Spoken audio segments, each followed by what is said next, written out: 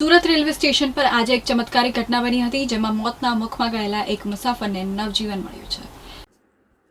CCTV ફૂટેજમાં જોઈ શકાય છે કે જ્યારે ટ્રેન નંબર 09628 અજમેર સ્પેશિયલ ફેર એક્સપ્રેસ પ્લેટફોર્મ નંબર 1 પર રવાના થઈ રહી હતી, ત્યારે એક મુસાફરે દોડીને ટ્રેન પકડવાનો પ્રયાસ કર્યો હતો. સંતુલન ગુમાવવાને કારણે મુસાફર પ્લેટફોર્મ અને ટ્રેન વચ્ચેના ગેપમાં ખાબક્યો હતો. લગભગ અડધી મિનિટ સુધી ટ્રેન ચાલતી હતી, જેના કારણે ત્યાં હાજર મુસાફરોમાં ફફડાટ ફેલાઈ ગયો હતો. આ હૃદયદ્રાવક દ્રશ્યો સ્ટેશન પર લાગેલા સીસીટીવી કેમેરામાં કેદ થઈ ગયા છે. પ્લેટફોર્મ પર ફરજ બજાવતી સુરત રેલવે પોલીસની સર્વેલન્સ ટીમે આ ઘટના જોતા જ તાત્કાલિક સ્ફૂર્તિ બતાવી હતી.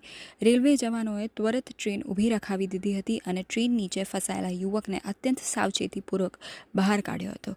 યુવકનો આ ચમત્કારિક બચાવ જોઈને પ્લેટફોર્મ પર હાજર લોકો સ્તબ્ધ થઈ ગયા હતા.